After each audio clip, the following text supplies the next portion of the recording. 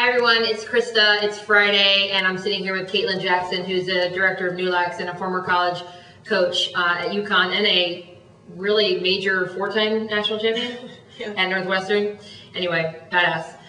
We have a couple of announcements today. They're obviously also in the email attached to this YouTube clip. I just want to make sure that you guys are really getting the right information to us so we can get the right information to college coaches. We are going to send everything out to college coaches by the end of the day on Monday. So a couple of you guys need to still send in your snapshot updates. More importantly, on your snapshot updates, your GPA, please identify whether it's weighted or unweighted. That's a really critical piece of information. Also, your GPA must be your cumulative GPA, not just your GPA from your best semester. That is really something they take into consideration. Also, SATs, we heard from a lot of you guys yesterday because you got your most recent scores in. If you're a part of that group that got their scores in yesterday, we need to know what they are. Make sure when you send those to us, you send us each of the 3 scores, but also the total composite score. That's really easy for us, otherwise we have to get out our calculators and it's a mathematical mess. So that's the next thing. Your SAT scores also, if you're taking them December 4th or you're taking them sometime in November, let us know so that we can know when to expect those scores from you next time. Your snapshot update. We are getting back to you guys that send in your snapshot update. Most of you sent them in. Great job. It helps us to help you manage your expectations. Just so you know, the first thing we're looking for, a little bit kind of review from last week, is whether or not your academics actually hold up to the schools on your list. Do those schools living on your list actually make sense for you academically? Again, I'll reiterate, it is far more difficult to be recruited by a school than to be, sorry, it's my phone, probably one of you guys calling again. It's a doorbell, hello.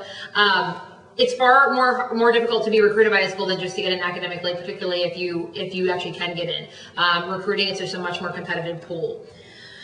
So make sure you send us those snapshot updates if you haven't already so we can help you manage the expectations. A lot of you guys are going to get back from us.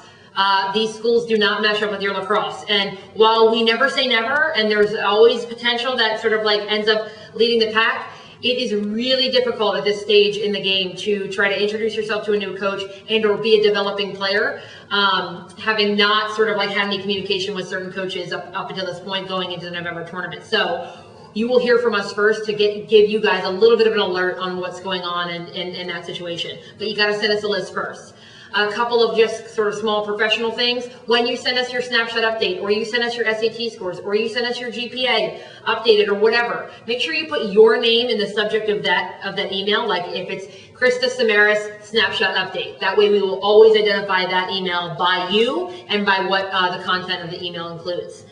On Monday and next week, you'll probably get a video per day. We'll remind you on Monday about how to send and what to send out for your pre-event email, letting all the coaches know if you're going to Rivalry Challenge. We've got a couple of scheduling things for you that are included in this email. Just take note of that, what to be focusing on when. Obviously, fitness is the first thing. Stick work is the first thing too. And doing any competition that you possibly can over the course of the next week, preparing for next weekend. That's pretty much it. Also, the NCAA clearinghouse, you guys want to do that now. It takes sort of a long process. I couldn't play in my first college game because I didn't get it done in time. So it can take a long time. And it's just something you want to do your junior year. So in case you play Division I or II lacrosse in college. So deal with that. Caitlin, anything you want to add as a former college coach? Just going into these tournaments as a former college coach, make sure that you guys are starting to develop relationships with these college coaches. Make sure you know your stuff on these colleges, and the idea behind it is to make sure that when they're sitting down at a game and they see your name on a roster, they recognize it. So just start getting in there and developing those relationships with those coaches. Awesome. See? You heard it here, see it here. We'll see you on Monday.